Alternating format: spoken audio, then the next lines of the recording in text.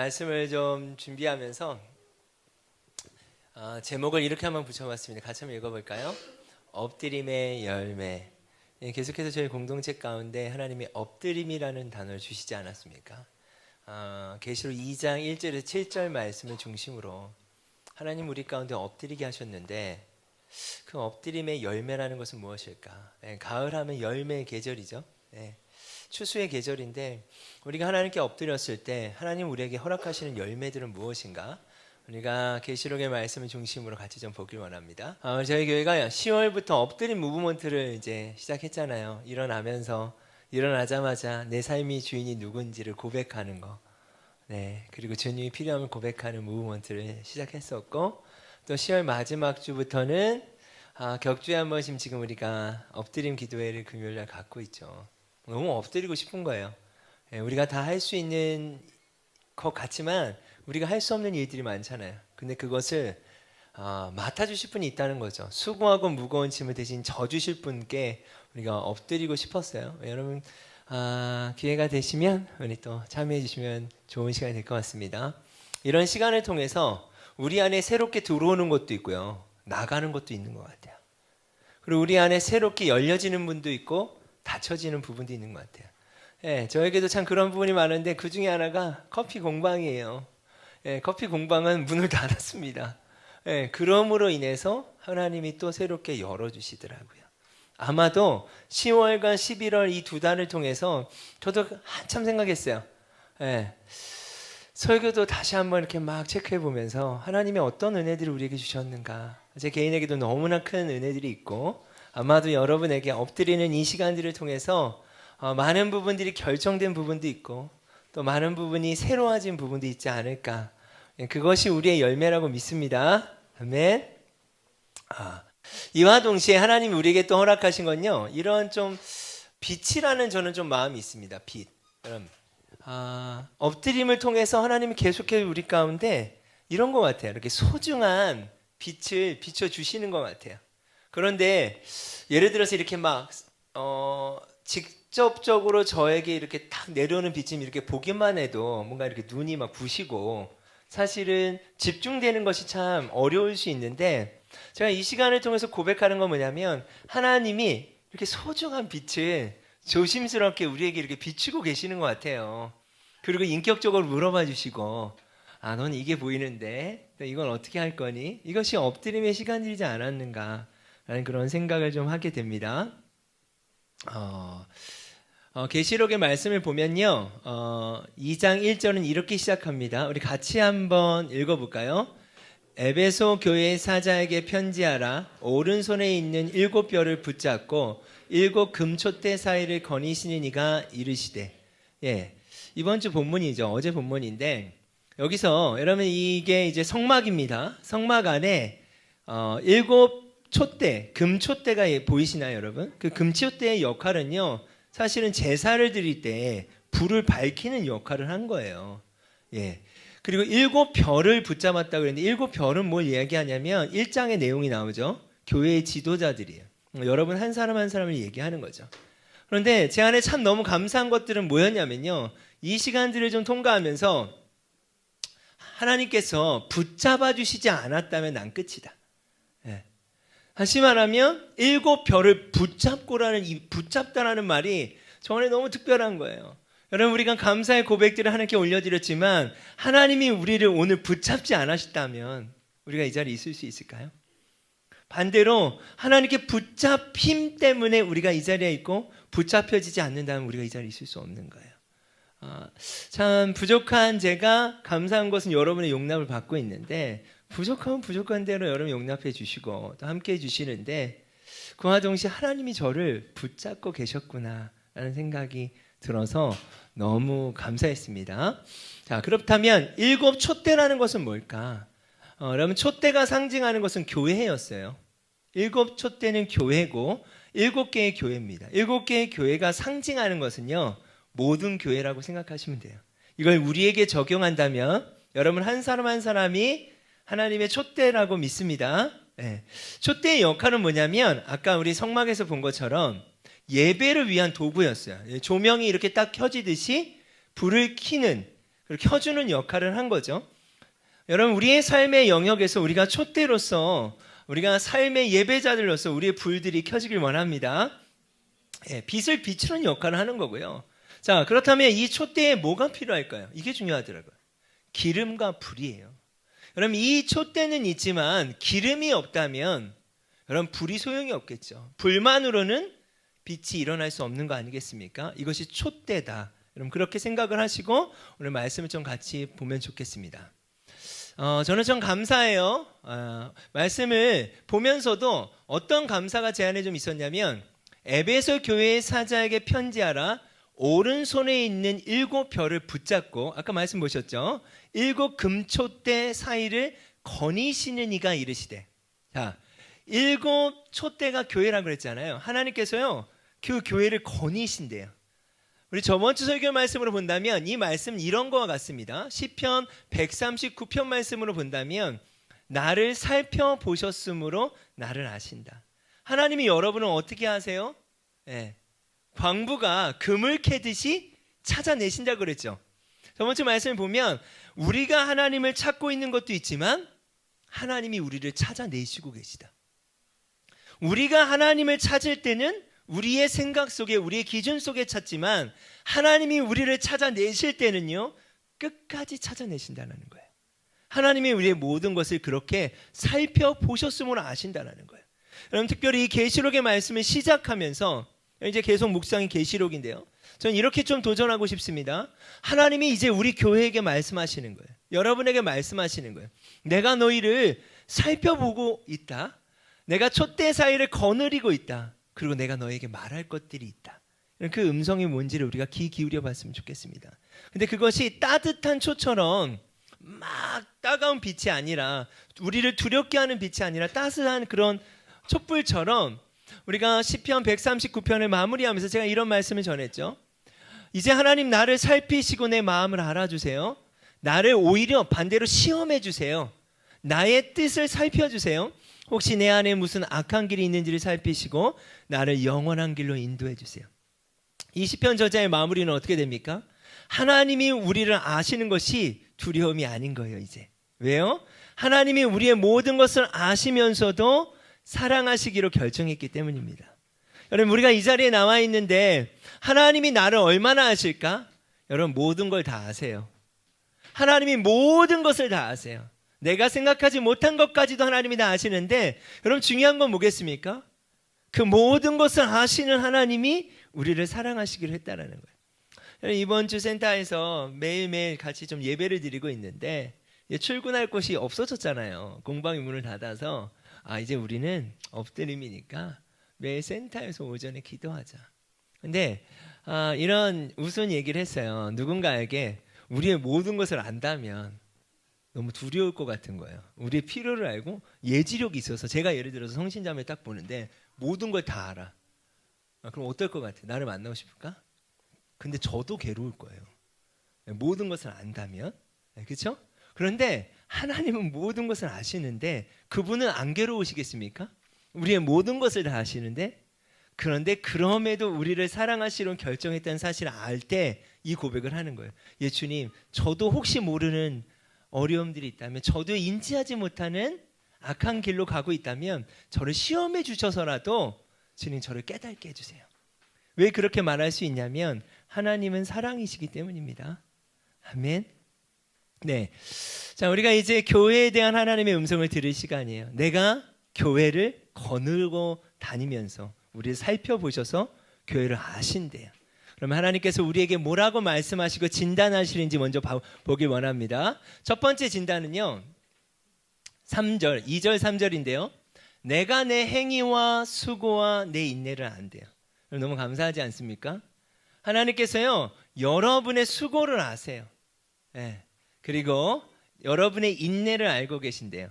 또 악한 자들을 용납하지 아니한 것과 자칭 사도라 하되 아닌 자들을 시험하여 그의 거짓된 것을 내가 드러낸 것과 또 내가 참고 내 이름을 위하여 견디고 게으르지 아니한 것을 아노라.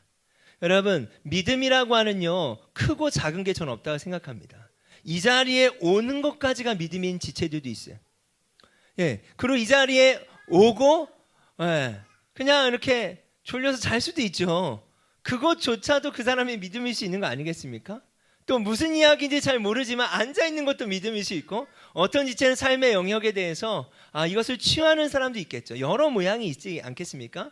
그런데 그 모든 것을 하나님이 아신다라는 거예요. 알고 계신다라는 거예요.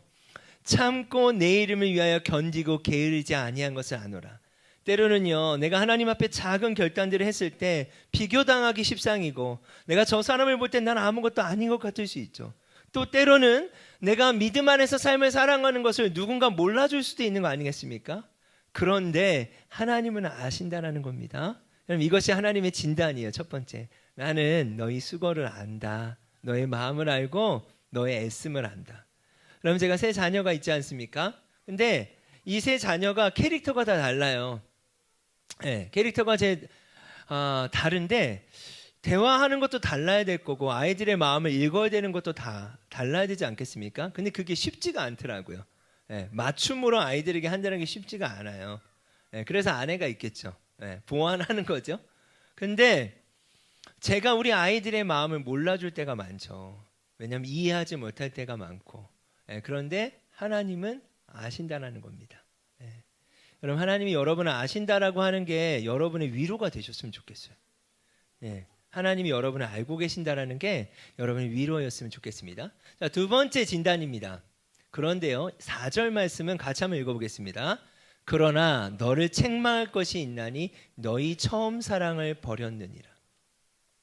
내가 너희가 얼마나 열심히 있고 인내하고 또 너희 믿음으로 나아가고 있음을 알고 있다. 그러나 너를 책망할 것이 있다. 예, 우리의 모든 것을 알고 계신 하나님이 말씀하시는 거죠. 책망할 것이 있는데 그것은 뭐냐면 처음 사랑을 버렸다라는 거예요. 예, 그게 무슨 내용일까요? 처음 사랑을 버렸다. 예. 사랑은요, 기름입니다. 아까 촛대에 중요한 건 뭐라 그랬죠? 기름과 불이에요. 자, 그런데 기름이 없다면 너무 치명적이지 않을까요? 자, 이런 생각을 했어요. 기름이 없다는 것은 무엇일까? 예. 기름이 없다는 것은 무엇일까요? 이 촛대의 역할을 못한다는 거예요. 굳이 이 촛대가 필요하지 않다는 얘기도 되지 않겠습니까? 예. 그 얘기는 뭐냐면 골동품이 되어버린 거죠. 기름이 없이는 불이 붙지 않고요. 이 촛대는 기능을 못하기 때문에 그냥 골동품일 뿐인 거예요. 그럼 이것에 대해서 제 마음에 두려움이 생기더라고요. 7 촛대는 바로 교회이고, 우리가 움직이는 교회고, 또 제가 교회고 여러분 한 사람 한 사람이 교회로서 삶을 살아가는 것인데, 저도 제 나름의 열심히 있을 수 있죠. 또 우리 움직이는 교회도 우리에게 허락하신 사역들을 감당할 수 있습니다. 여러분이 참여할 수도 있고, 여러 모양으로 찬양으로 섬기든, 금요일 새벽에 나와서 함께하든, 또 소그룹으로 함께하든, 서로 챙겨주든 여러 열심을 주님이 알고 계세요. 그런데 주님이 우리에게 오늘 책망할 것이 있다고 말씀하신 한 가지의 지적은 10 중에 하나가 아니라요, 이게 하나가 없으면 이 모든 게 필요 없을 수 있는 거예요. 여러분, 고린도전서의 사랑장에 이런 말씀이 있지 않습니까? 너희가 산을 옮길 만한 믿음이 있고 여러 가지 기적을 일으킬 수도 있고 은사가 있지만 사랑이 없으면 그 모든 것은 소리나는 꽹과리다. 사랑이 없이 행하는 모든 것은 화려해 보일 수 있지만 사실은 아무것도 아니라는 거죠. 이와 같이 사랑은 기름인데 이 기름이 뭐예요? 첫사랑인 거예요. 내가 너희에게 지적할 것이 있고 책망할 것이 있는데 내가 알아. 근데 이게 너무 슬프더라고요. 상인아, 내가 알아. 너의 삶을 알고 움직이는 교회를 알아. 그런데 치명적으로 첫사랑을 버렸구나. 너무 어려웠어요. 제 마음이 이 말씀을 딱 접하는데, 근데 버린 것이 너무 치명적인 거예요. 주님 말씀하신. 근데 제가 이 앞에 굴복하지 않을 수 없는 건 살펴보셔서 아시잖아요. 거니셔서 아시는 거잖아요. 동일한 이 말씀 앞에 우리 교회가 서고 여러분 한 사람 한 사람이 설 수 있었으면 좋겠습니다. 시편 51편 10절과 12절 말씀인데요, 같이 한번 읽어보겠습니다. 하나님이여 내 속에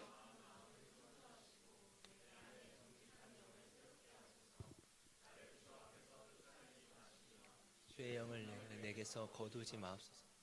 주의 구원을 즐거움을 내게 회복시켜 주시고 자원하는 심령을 주사. 여러분, 이건 시편 51편은요 다윗이 죄를 범했어요. 다윗이 결혼을 했는데 유부녀죠. 밧세바의 아내를 취한 거예요. 그때 나단 선지자를 통해서 하나님이 다윗의 죄를 드러내십니다. 그때 다윗이 이렇게 고백하는 거예요. 하나님이여, 내 속에 정한 마음을 창조하시고 내 안에 정직한 영을 새롭게 해주세요. 나를 주 앞에서 쫓아내지 말아주세요. 주의 성령을 내게서 거두지 말아주세요. 주의 구원의 즐거움을 다시 내게 회복시켜 주시고 자원하는 심령을 주사 나를 붙들어 주세요 라고 이야기하는 거예요. 여러분, 이 말씀을 좀 보십시오.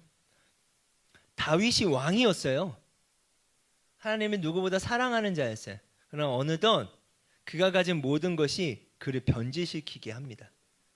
여러분, 목동일 때 아무것도 아닐 때는, 아무 타이틀이 아닐 때 다윗은 어떤 사람이었습니까? 그냥 부모가 인정하지 않았던 막내였잖아요.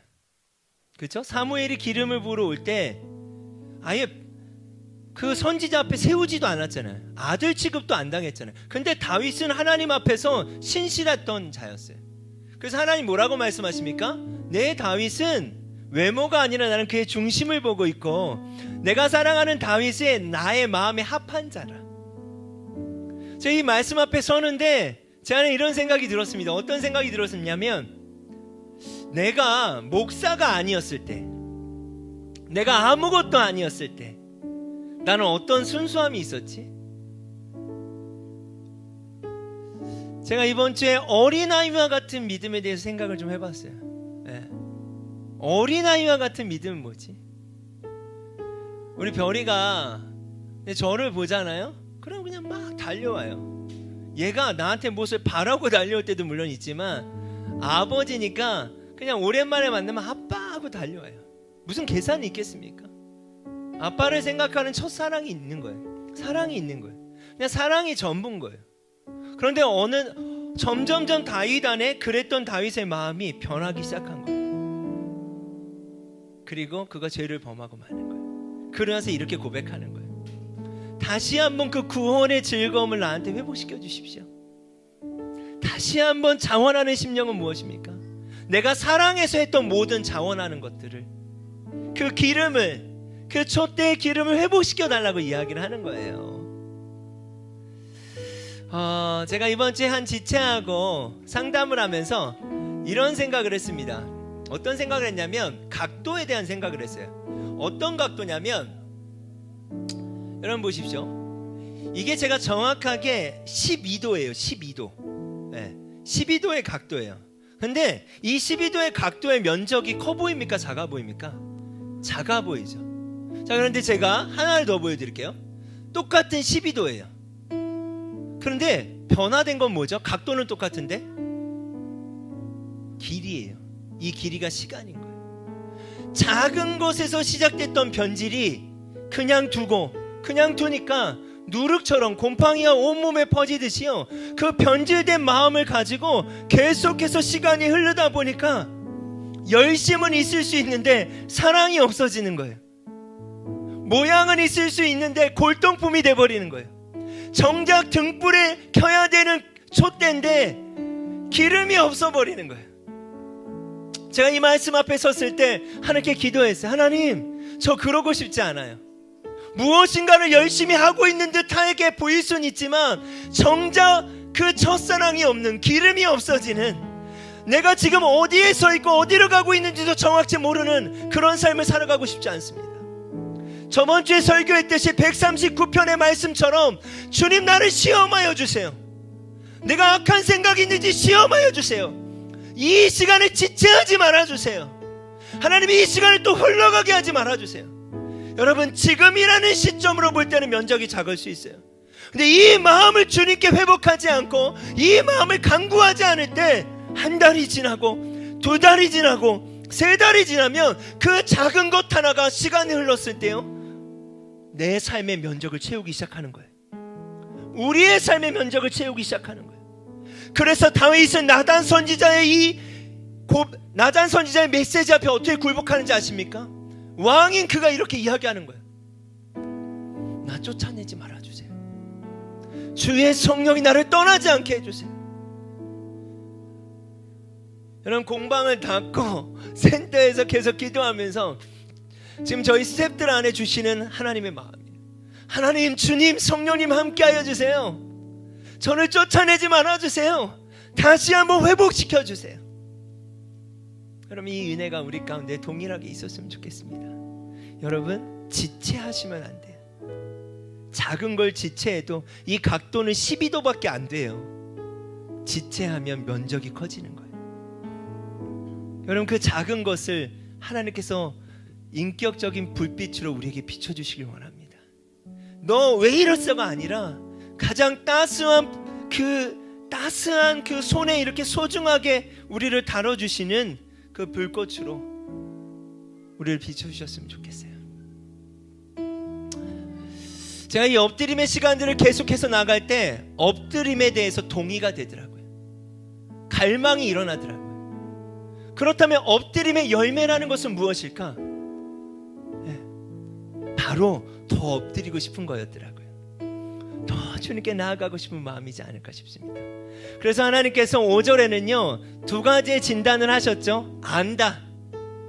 그러나 2번째 진단은 뭐예요? 문제가 있는데 가장 치명적이고 중요한 기름이 없다. 가장 중요한 사랑이 없다. 경건의 모양은 있는데 능력이 없다. 그리고 이렇게 처방을 하십니다. 같이 한번 읽어보겠습니다. 그러므로 어디서 떨어졌는지를 생각하고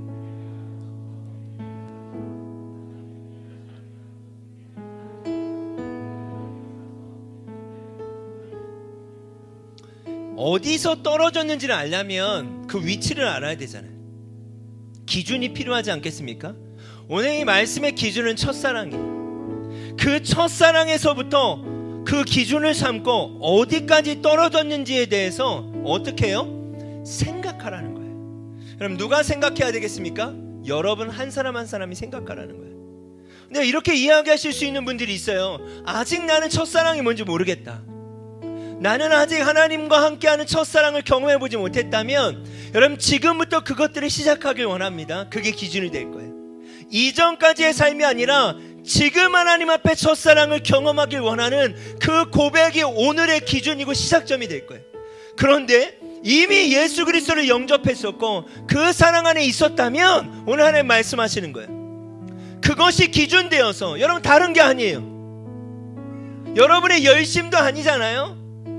봉사도 아니에요. 그것이 아니라 기준은 첫사랑이라는 거예요. 오늘 그 주님의 첫사랑에서 얼마나 멀리 떨어졌는지에 대해서 생각하라는 거예요. 그리고 어떻게 하라는 겁니까? 회개하라는 거예요. 회개라는 건 뭘까요? 돌이키는 거예요. 슬퍼하는 거더라고요. 괴로워하는 거더라고요. 그런데요 그것에서 끝나지 말라고 주님 말씀하십니다. 뭐예요? 다시 처음 행위를 가지라는 거예요. 내가 그 첫사랑이라는 기준에서 어느 정도 떨어졌는지를 생각하라는 거예요. 내가. 그리고 돌이켜야 될 부분들이 있다면 시간을 지체하지 말고 그것에 대해서 돌이키라는 거예요. 슬퍼하라는 거예요. 왜요? 모든 것이 있는데 그것이 없으면 아무것도 아니니까. 여러분 사도 바울이 예수님 믿는 자들을 핍박하고 죽였던 자였잖아요. 예수님을 알기 못해 누구보다 유대인 중에 유대인이고요. 예수 믿는 사람들을 괴롭혔던 자였잖아요. 근데 그의 기준이 바뀌어요. 어떻게 바뀌어요? 다메섹에서 부활의 예수님을 만납니다. 그리고 부활의 예수님이 뭐라고 말씀하셨어요? 내가 바로 너가 핍박하는 예수라. 기준이 바뀌니까 그가 그 안에 첫사랑을 경험하기 시작하고 돌이키기 생각하고 그 다음에 선택하기 시작하더라고요. 내가 어디서부터 무엇 때문에 이 거리가 생겼는지에 대해서 이제는 사도 바울은 선택하기 시작했어요. 그의 선택은 죽는 거였어요. 내가 죽고 예수가 살게 하는 거예요. 내가 죽고 성령이 내 안에 역사하시게 하는 거였어요. 여러분 이 말씀 앞에 우리가 반응합시다. 여러분 어디서 떨어졌는지를 생각하고 회개하여 처음 행위를 가지라는 거예요. 근데 여러분 그렇지 않으면요 내 촛대를 그 자리에서 어떻게 한다고요? 옮긴다. 이게 너무 두려웠어요. 하나님 움직이는 교회가요, 하나님 저희 교회가요 무엇인가 예배를 드리고 열심은 있는데 첫사랑이 없고 기름이 없어서 내 촛대를 그 자리에서 옮기신다면 너무 괴로울 것 같습니다.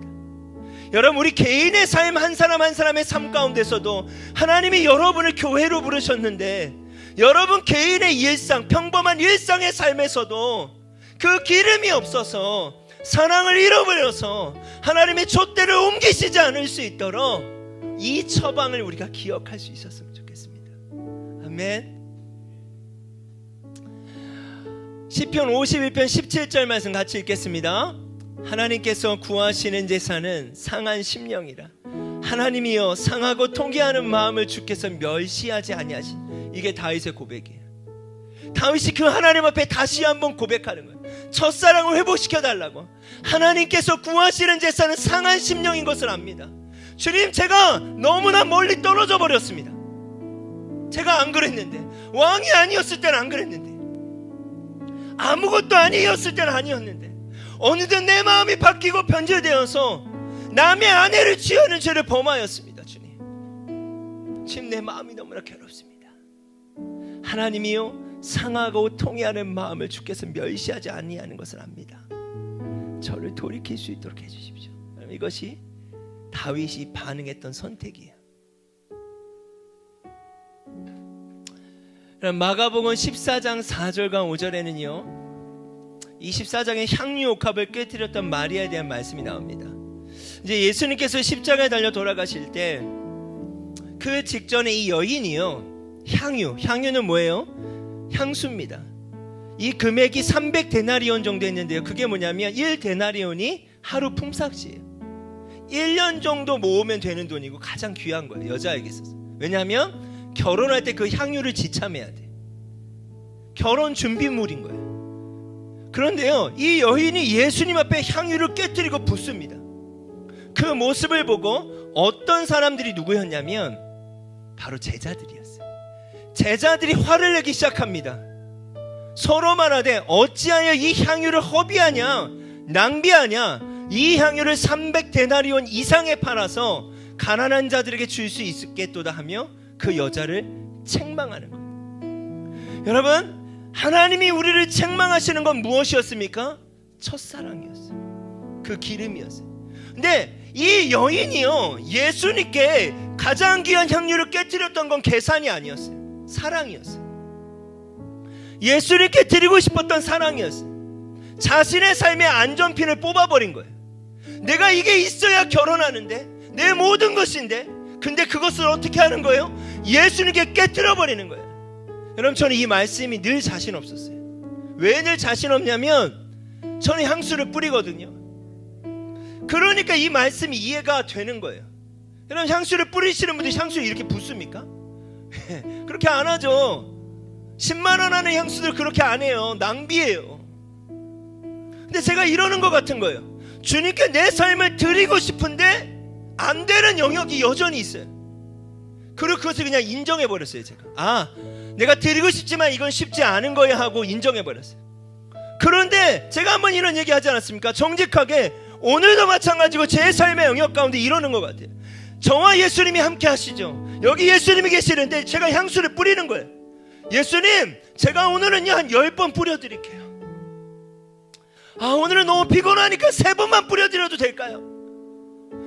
그래도 오늘은 주일이니까 잠은 못 자고 10번 뿌려드릴게요. 그러나 제 고백 가운데 언제나 이것을 다 드렸다는 얘기를 해본 적이 없어요. 저도 모르는 제 삶의 안전핀이 있고 다 드리기는 뭔가 낭비된다고 생각하는 요소들이 아직도 있는 거예요. 그런데요, 제가 이 말씀 앞에 새로운 결단하기 시작했어요. 제가 어제 거의 새벽에 잠을 못 잤어요. 그러면서 첫사랑이 뭘까? 내가 예수님과 함께 했던 첫사랑이 정확히 무엇이었을까? 내가 어디까지 와버린 걸까? 아무것도 없을 때는 그냥 예수님이 전부였는데, 수많은 중독 가운데 있었고 수많은 죄악 가운데 있었고 예수님이 아니면 삶을 살아갈 수 없는 자였는데, 그때 내가 이렇게 목사가 될 것들에 대해서 상상하지 않았는데 그분이 나를 살려주셨는데 내가 그때로 어떻게 돌아갈 수 있을까? 내가 어떻게 돌아가야 될까? 기름이 떨어진 것 같은 거예요. 기름이 내게 없는 것 같은 거예요. 화려한 금초 때는 있을 수 있지만 기름이 없는 것 같은 거예요. 제가 주님께 기도했어요. 이 말씀 앞에 이렇게 기도했어요. 예수님, 오늘 하루부터 깨트리겠습니다. 매일매일 깨트려 보겠습니다. 계산이 아니라 제가 할 수 있는 오늘 하루의 옥합을 깨트리겠습니다. 그게 누군가가 보기에는 낭비되는 걸 수 있지만 다시 한번 그 첫사랑의 기름을 준비하고 싶습니다. 그 기름 부으심을 준비하고 싶습니다. 드리고 싶습니다. 여전히 매일매일 예수님 한 10번 뿌려드릴까요? 여러분, 예수님이 거지입니까? 예수님이 진짜 낭비하신 분이잖아요. 예수님은 하나님이시잖아요. 하나님이신 예수님이 오히려 낭비하신 거잖아요. 그런데 여전히 저의 삶에는 내가 낭비했다고 생각하고, 내가 헌신했다고 생각하고, 내가 무엇인가를 하고 있다라고 말하고 있더라고요. 아니죠. 아니죠. 예수님이 제자들에게 이렇게 말씀하셨어요. 화를 내고 낭비한다고 이야기하는 제자들을 향해서 그는 힘을 다하여 내 몸에 향유를 부어 내 장례를 미리 준비한 것이다. 내가 진실로 너희에게 이르노니 온 천하에 어디서든지 복음이 전파되는 곳에는 이 여자가 행한 일도 말하여 그를 기억하리라 하시니라. 왜 예수님이 이걸 기억하라고 하셨을까? 그 여인에게 있어서는 이 300데나리오 되는 향유가 기름이었다고 저는 믿습니다. 예수님을 사랑하는 마음, 예수님에게 300데나리오 되는 귀한 향유가 필요했던 게 아니라 이 여인의 마음이 필요했던 거예요. 이 여인의 마음 위에 불이 붙는 거더라고요. 여러분, 금초대 역할은 기름도 필요하지만 불도 필요해요. 불은 뭐겠습니까? 성령의 역사하심 아니겠습니까? 다시 한번 우리의 삶의 영역 가운데 골동품처럼 돼버리는 교회가 아니라, 여러분, 골동품과 같은 우리의 일상이 아니라 하나님 다시 한번 기름을 채워주십시오. 당신을 향한 첫사랑을 회복시켜 주십시오. 모르면 오늘부터 결정하는 거예요. 예수님을 결정하는 거예요. 오늘부터 깨뜨리는 거예요. 그 위에 성령의 불이 임하는 거예요. 그러면 불이 밝혀지기 시작하는 거예요. 여러분의 삶의 영에 불이 밝혀지고 우리 교회가 홍대 가운데 계속해서 불이 밝혀졌으면 좋겠습니다. 아멘. 마지막 말씀입니다. 계시록 2장 7절입니다. 같이 읽겠습니다. 귀 있는 자는 성령이 교회들에게 하시는 말씀을 들을지어다. 이기는 그에게는 내가 하나님의 낙원에 있는 생명나무의 열매를 주어 먹게 하리라. 여러분, 성령이요, 에베소 교회에만 얘기한 게 아니에요. 에베소 교회에 편지한다는 말은 성령이 교회들이래요. 움직이는 교회뿐만이 아니라 여러분 한 사람 한 사람이 교회고, 오늘 교회들에게 편지하는데 귀 있는 자는 듣게 된다는 거예요. 무엇을 들어야 돼요? 이기는 그에게는. 이 표현을 저는 좀 중요하게 생각했으면 좋겠어요. 전쟁에는 두 가지가 있습니다. 여러분, 전쟁에는 중간 단계가 없어요. 이기느냐 지느냐만 있는 거예요. 여러분, 전쟁은 이기느냐 지느냐만 있는 거예요. 이기라는 거예요. 무엇에 이기라는 거예요? 첫사랑을 회복할 것에 대해서 전쟁하라는 거예요. 내 삶의 영역에 벌려있던 틈, 지체하고 있었던 그 틈, 많은 것들을 대체했던, 사랑이 아닌 다른 것들과 열심으로 대체했던 골동품이 되어가고 있는 아무런 역할을 못하는 촛대와 같은 그것이 있다면 이제는 이기라는 거예요. 그 기름을 준비하라는 거예요. 그 기름이 무엇입니까? 사랑이에요. 사랑이에요. 그 위에 하나님께서 성령의 불을 붙여주실 거라고 저는 믿습니다. 아멘. 우리 같이 우리 찬양하고 나아갔으면 좋겠습니다. 여러분, 엎드림의 열매는요, 저는 이렇게 생각해요. 엎드림의 열매는 뭘까? 다시 엎드리는 거다. 새로운 차원으로 엎드리는 거다. 더 주님 앞에 엎드리는 거다. 그렇게 우리가 12호를 준비했으면 좋겠습니다. 다음 주 예배는 대림절 예배로 드립니다. 대림절은 뭡니까? 한 달간 예수님이 오실 것들을 기다리는 거예요. 그 기름을 준비하는 거예요. 다섯 처녀처럼. 그렇게 우리의 공동체가 방향을 잡고 나아갈 수 있었으면 좋겠습니다.